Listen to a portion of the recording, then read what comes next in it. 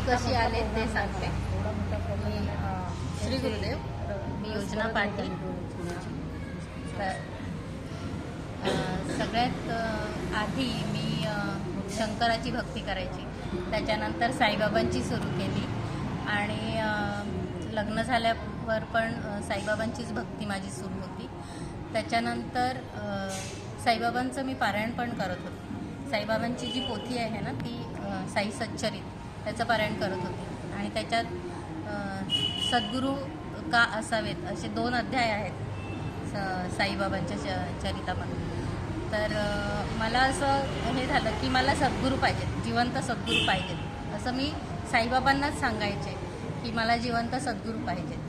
आणि मी जेव्हा कॉलेजमध्ये होते तेव्हा माझी एक मैत्रीण माझ्याच बरोबर लागलेली, मंगला कोळंबकर. तर एकाच दिवशी आम्ही लागलो.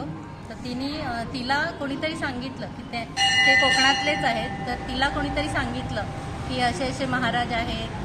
तर ती का गेली, तर तिच्या आईची तब्येत खूप बिघडली होती, त्यामुळे ती जायला लागली.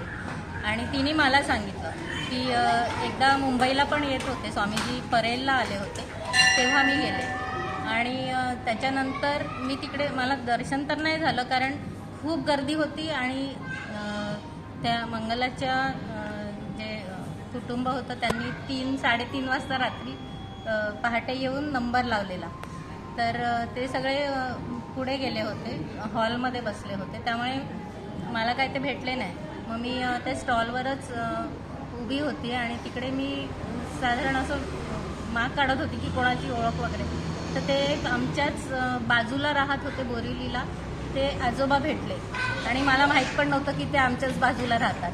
तर त्यांनी मला सांगितलं की बाळा तू ना पोथी घेऊन जा आणि ही वाचायला सुरुवात कर. तर मी ती पोथी घेतली आणि तेव्हापासून मी घरी येऊन, आमचं कुटुंब मोठं होतं तेव्हा आणि म्हणजे एकत्र कुटुंबात होतो आम्ही. तर मी अगदी गुपचूप सगळे झोपल्यावर मी किचनमध्ये जाऊन पोथी वाचायची. आणि त्यामुळे त्याच्यानंतर ना मला असे कॉलेजला म्हणजे नोकरीला जाता येता असं स्वामीच दिसायला लागले.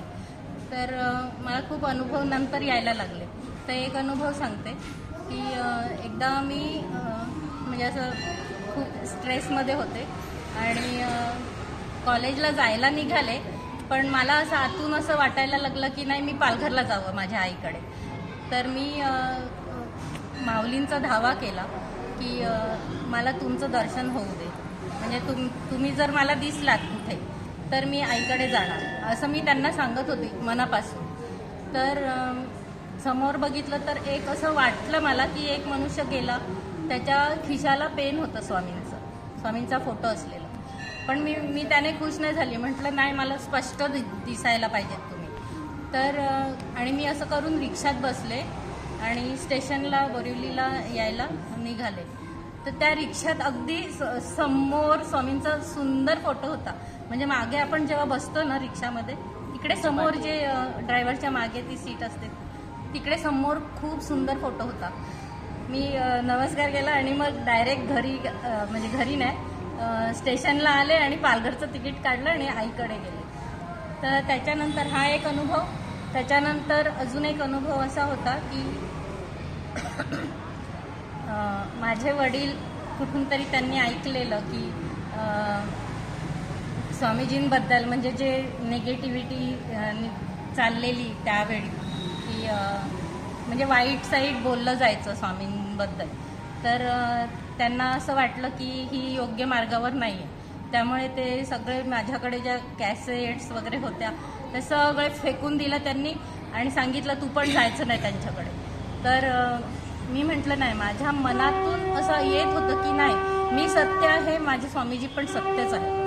तर मी पालघरला राहत होते तेव्हा, काहीतरी 1 आठवड्यासाठी आम्ही गेलेलो, 1 आठवड्यासाठी पालघरला गेलेलो.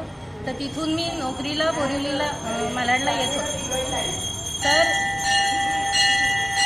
ट्रेनमध्ये वर जागा मिळालेली मला सीट बर्थवर आणि तिकडे मी बसले होते. तर मी माझं स्वामींचा धावा करत होते, नाही मला काहीतरी प्रचिती द्या, मला माहिती आहे की तुम्ही सत्य आहेत.